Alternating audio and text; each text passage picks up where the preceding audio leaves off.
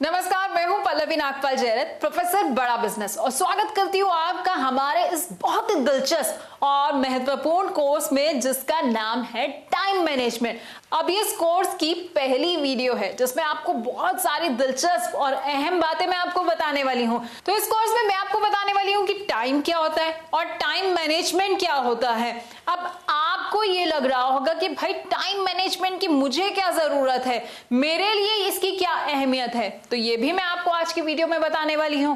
हम सब ना बचपन में जब स्कूल जाते थे, पेरेंट्स टीचर्स हमारे क्या कहते थे, बड़ी सारी बातें हमें ना बार बार सुनने को मिलती थी। सुबह टाइम पर जागा करो, तुम सुबह टाइम पर नहीं जागते हो, टाइम पर जो है स्कूल नहीं पहुंच पाते हो, गलत टाइम पर खेलने चले जाते हो, या रात में अब टाइम पे क्यों नहीं सोते हो।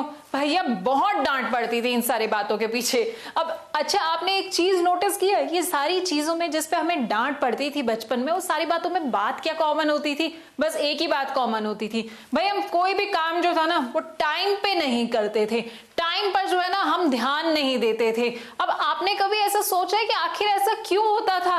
क्यों हम बार बार जो है वो टाइम पर काम नहीं कर पाते थे? क्यों हमारे घर वाले जो है हमें सिर्फ यही बताते रहते थे, या हमारी टीचर हमें यही बताती थी कि सारा काम टाइम पे किया करो? क्योंकि time is valuable, time is important, time is irreversible.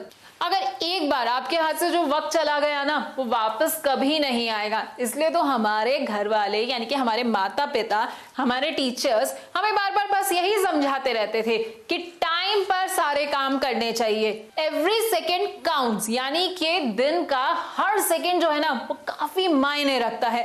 अब आपने कभी ये सोचा है कि भाई ऐसा क्यों कहते हैं कि क्यों हर सेकेंड मायने रखता है? अब आप सोचिए कि एक डॉक्टर है और एक पेशेंट है, क्या डॉक्टर कभी किसी को ये भी कह सकता है अरे भाई मेरे को 1 सेकंड की तो देरी हो रही है, तुम इतना परेशान क्यों हो रहे हो?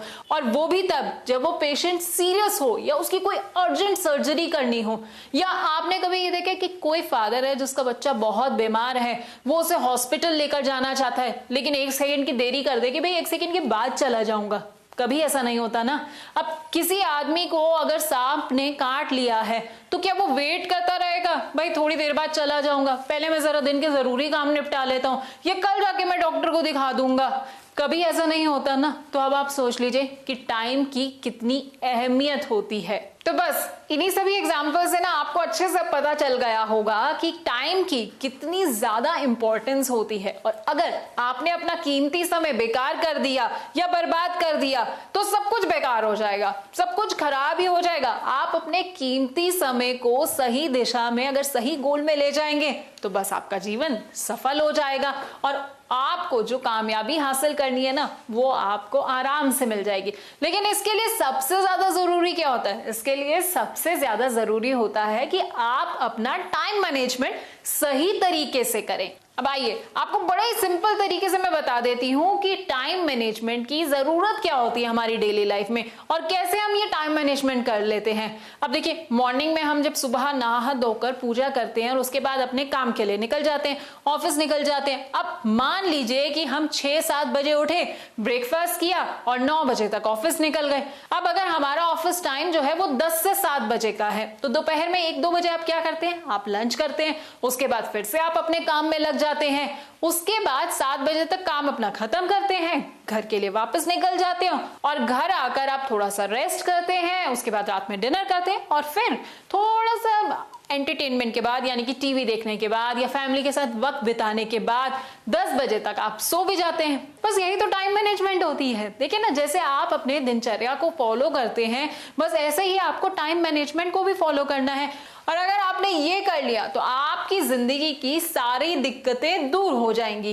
जी हाँ, बिल्कुल सही कह रही हूं मैं। अगर आपने अपने टाइम को मैनेज कर लिया तो आपकी जिंदगी की तमाम दिक्कतें दूर हो जाएंगी। कैसे ये दूर हो जाएंगी, इसी के लिए जानना बहुत जरूरी है ना कि हमारे लिए टाइम मैनेजमेंट क्यों जरूरी है।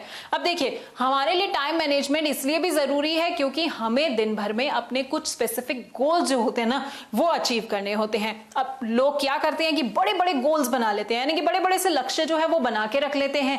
अब एक आपको मैं एग्जांपल भी दे देती हूँ। जब नया साल आता है तो आप और हम सारे लोग क्या करते हैं? हम लोग न्यू ईयर के रेजोल्यूशंस बनाना शुरू कर देते हैं। सब साल की शुरुआत में एक चीज तो पक्का कहते हैं कि अब इस बार मैं अपने हेल्थ पर बहुत ध्यान देने वाला हूं।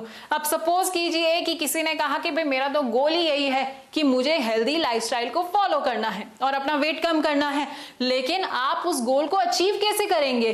भाई जब तक आप अपना टाइम नहीं मैनेज करेंगे तो आप अपना गोल कैसे अचीव कर पाएंगे? दूसरा फायदा टाइम मैनेजमेंट का क्या होता है कि आपके पास दिन भर में सारे काम करने के लिए बहुत सारा टाइम हो जाता है। अब तीसरा फायदा टाइम मैनेजमेंट का ये भी होता है कि आप अपने काम पर फोकस कर पाते हैं और साथ ही साथ अपनी डेडलाइंस को मीट कर पाते हैं।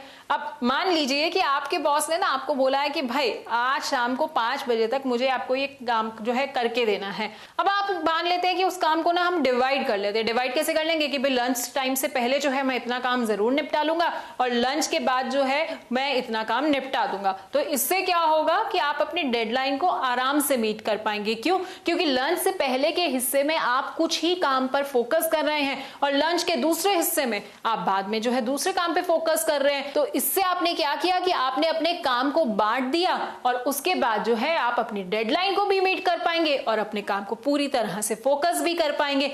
ऐसे क्या होगा? ऐसे में आपका बॉस खुश हो जाएगा। अब चौथा फायदा टाइम मैनेजमेंट का ये होता है कि आप अगले दिन की बड़े अच्छे से तैयारी भी कर पाते हैं और आपका टाइम वेस्टेज जो है वो कम हो जाता है। अब अगर आपका टाइम मैनेजमेंट ठीक हो जाए तो आपके पास ना इतना टाइम तो होता है कि आप ये भी प्लानिंग कर सकते हैं कि आपको अगले दिन में क्या क्या करना है।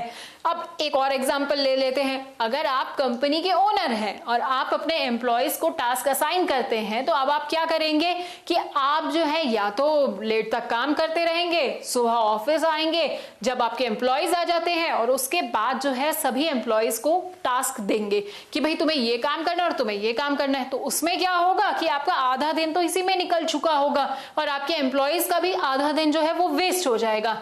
इससे अच्छा आप ये कर सकते हैं कि एक दिन पहले जो है आप अपने टाइम मैनेजमेंट के जरिए अपने एम्प्लॉयज के लिए काम जो है पहले ही असाइन करके रख दें और जब आपके एम्प्लॉयज ऑफिस आएंगे तो उन्हें सुबह ही पता होगा कि उन्हें क्या क्या काम करना है और क्या उनकी डेडलाइन है। इससे वो अपना काम जो है बिना किसी समय की बर्बादी के जल्द से जल्द शुरू भी कर पाएंगे और खत्म भी कर पाएंगे। अब पांचवा फायदा ये होता है कि हमारी प्रोडक्टिविटी जो होती है ना वो टाइम मैनेजमेंट के जरिए बढ़ जाती है, यानी कि इंक्रीज हो जाती है। अब चाइना का एग्जांपल ले लेते हैं। देखिए चाइना जो है ना उसकी बराबरी लोग क्यों नहीं कर पा रहे हैं? क्योंकि चाइना में ना एक सोच है, उनकी सोच ये है कि टाइम को मैनेज करना चाहिए और टाइम उनके लिए सबसे ज्यादा इंपॉर्टेंट है। अब चाइना में जितने भी लोग आपको मिलेंगे वहां पर जो है वो लोग वक्त के बड़े पाबंद होते हैं। चाइना में अगर किसी ने आपको ये कह दिया कि भाई दोपहर को 3 बजे मेरी मीटिंग है तो वो दोपहर के 3 बजे मीटिंग शुरू हो जाएगी, कोई आपके लिए ज्यादा लंबा इंतजार नहीं करेगा। लेकिन भारत में अगर आपको कोई कहे कि 3 बजे मीटिंग है तो 3 बजे की मीटिंग कब शुरू होती है? 3:15 बजे या 3:30 बजे। अब यहां पर आप फर्क देख सकते हैं कि चाइना वाले कितने वक्त के पाबंद हैं जबकि भारत में वक्त को उतना कीमती माना ही नहीं जाता है। इसीलिए यही वजह है कि चाइना जो है वो आज दुनिया भर में काफी ज्यादा अपना नाम कर रहा है क्योंकि वो जानता है कि टाइम उसके लिए कितना अहम है और इसलिए चाइना वाले लोग क्या करते हैं कि हर काम को ना वक्त के अनुसार करते हैं। अब एक और फायदा जो टाइम मैनेजमेंट का होता है वो बहुत बड़ा फायदा होता है। देखिए आपको ना स्ट्रेस कम हो जाता है। अब मान लीजिए कि आप एक कंपनी में सेल एग्जीक्यूटिव हैं, आपकी टीम लीडर ने आपको एक टास्क दे दिया है, उसने कहा कि भाई पूरे मंथ की सेल्स रिपोर्ट जो है वो मुझे भेज देना। अब आपने क्या किया कि आधे दिन तक तो बस आप यही सोचते रहे कि भाई ये तो मेरे लिए छुटकियों का काम है, 2 घंटे में फटाफट हो जाएगा, मुझे अभी से क्या काम करना है। अब उसके बाद जब आप काम करने बैठे यानी कि आप सेल्स रिपोर्ट बनाने बैठे तो आपको लगा कि भाई ये तो 1-2 घंटे का काम ही नहीं है, ये तो 5 घंटे का काम है। अब आपको शाम तक जो है ये सेल्स रिपोर्ट भी देनी है। आप क्या करेंगे? या तो ऑफिस में एक्स्ट्रा आवर्स आपको रुकना पड़ जाएगा, उसके बाद आप सेल्स की रिपोर्ट बनाएंगे या फिर उस काम को अगले दिन के लिए टाल देंगे। तो ऐसे में क्या होगा कि आपके ऊपर अननेसेसरी स्ट्रेस आ जाएगा, यानी कि आप परेशान हो जाएंगे। इसलिए कहा जाता है कि टाइम मैनेजमेंट करिए, अपने टाइम की कीमत जाने और समय का प्रबंधन करें जिससे कि आप स्ट्रेस से भी बच सकें। अब कई बार क्या होता है हमारा सामना ना ऐसे लोगों से होता है जो क्या कहते हैं 24 घंटे भाई मुझे तो पूरे ही नहीं पड़ते, मेरा तो काम ही खत्म नहीं होता है। वहीं दूसरी तरफ कुछ ऐसे भी लोग मिले होते हैं हमें जो ये कहते हैं कि हम तो हमेशा अपना काम जो है टाइम पर खत्म कर लेते हैं और उसके बाद फैमिली के साथ एंजॉय भी कर लेते हैं, फैमिली के लिए टाइम भी निकाल लेते हैं। लेकिन आपने कभी ऐसा सोचा है कि ऐसा क्यों होता है कि कुछ लोगों को ये 24 घंटे पूरे ही नहीं पड़ते हैं? देखिए सबसे ज्यादा दिक्कत कहाँ आती है? दिक्कत ये आती है कि ऐसे लोग जो होते हैं ना, वो अपना टाइम स्केड्यूल नहीं बनाते हैं। अब उनका कोई फिक्स टाइम स्केड्यूल होता नहीं है। देखिए, एक एग्जांपल लेते हैं एक स्टूडेंट का। कई स्टूडेंट्स ऐसे होते हैं जो क्या करते हैं कि कभी भी कहीं भी खेलने चले जाते हैं और उनका पढ़ने का भी टाइम स्केड्यूल जो है वो फिक्स नहीं होता। तो ऐसे में क्या होता है कि उनका चूंकि टाइम टेबल नहीं बना होता तो उन्हें कहीं ना कहीं दिक्कत हो जाती है। अब दूसरी दिक्कत जो लोगों के साथ आती है, जिनको 24 घंटे पूरे नहीं मिलते हैं, उनके साथ दिक्कत ये आती है कि वो ना अपने काम को प्रायोरिटाइज नहीं करते हैं। यानी कि काम कितना अहम है, किस काम की कितनी अहमियत है, ये बना के नहीं रखते हैं। अब कौन सा काम इंपॉर्टेंट है, कौन सा लेस इंपॉर्टेंट है, या कौन सा ऐसा काम है जो बिल्कुल इंपॉर्टेंट ही नहीं है, अगर वो काम की प्रायोरिटी तय नहीं करेंगे तो उनके साथ तो ये दिक्कत आएगी। उन्हें तो फिर क्या 24 घंटे के बजाय आप 48 घंटे भी दे दोगे तो भी उनको यही दिक्कत होगी भाई, तब भी उनका काम कभी नहीं खत्म होगा। अब तीसरी दिक्कत क्या होती है लोगों के साथ, ये भी होती है कि वो ना मल्टीटास्किंग बहुत ज्यादा करते हैं। अब कई बार आपने लोग देखे होंगे कि अपना ऑफिस का काम कर रहे हैं, साथ साथ में गाने भी सुनते जा रहे हैं और साथ साथ में अपना टीवी भी देखे जा रहे हैं। या फिर कई स्टूडेंट्स भी ऐसे होते हैं जो पढ़ाई के साथ साथ टीवी भी देखते रहते हैं। तो ऐसे में क्या दिक्कत होती है कि वो ना अपना ध्यान, अपना फोकस जो है ना, वो एक जगह पर नहीं लगा पाते हैं। अब चौथी परेशानी जो होती है वो ये होती है कि ऐसे लोग ना इजीली बहुत जल्दी डिस्ट्रैक्ट हो जाते हैं। अब जो लोग इजीली डिस्ट्रैक्ट हो जाते हैं वो तो कभी भी अपना काम समय पर पूरा कर ही नहीं सकते हैं।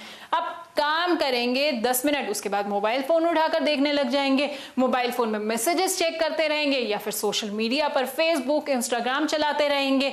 वो क्या करेंगे कि कुछ ना कुछ ऐसा काम करते रहते हैं। अब इनको हम क्या कहते हैं? बीडीएन। अब आप सोचेंगे भाई ये बीडीएन क्या होता है?